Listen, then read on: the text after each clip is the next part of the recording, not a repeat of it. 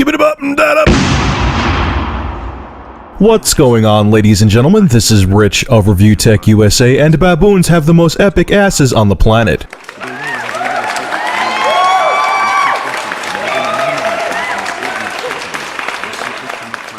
Real quick, before we get into today's news story, the gameplay footage you're looking at is Dear Esther. Right now, it's an exclusive for the PC. It's one of the most unique experiences you could have when it comes to gaming. There's no combat, there's no puzzle solving.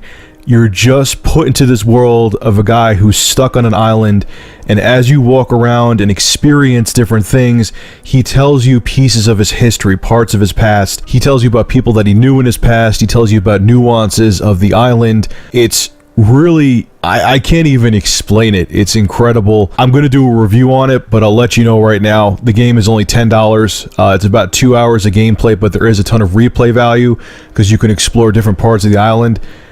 Get it. It may sound like it's boring. I thought it would have been, but I decided to give it a shot, and it's one of those indie games that comes around that is a revolution. I wouldn't be surprised if you see this coming to the 360 and PS3. And beyond the fact it's one of the most engrossing experiences I've ever had in gaming, it's gorgeous. Look at it. It's fun to walk around simply because the game is so damn good looking. Anyway, moving on. I'll save the rest of my thoughts on Dear Esther for the review. So Tim Sweeney from Epic Games put his 2 cents into how much power next-gen consoles should have. And he said for the next-generation Unreal Engine to run the way they want it to, future consoles are going to have 10 times the power of the Xbox 360. The Xbox 360, I'm going to get nerdy on you, is capable of producing 0.25 teraflops.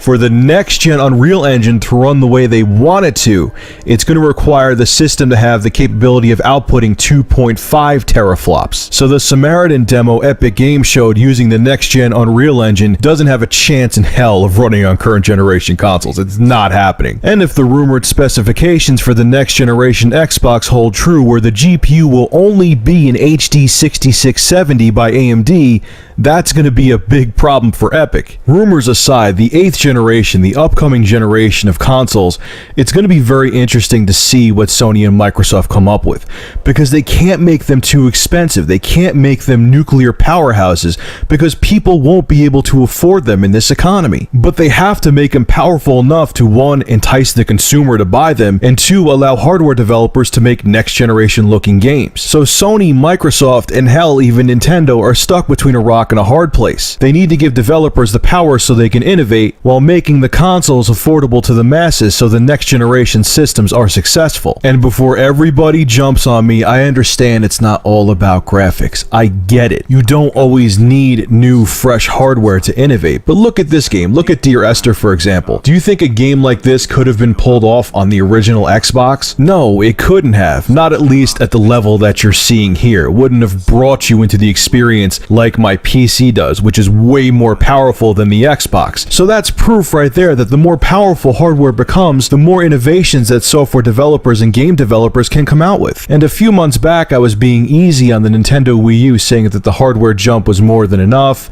Developers will be able to do plenty with the Wii U.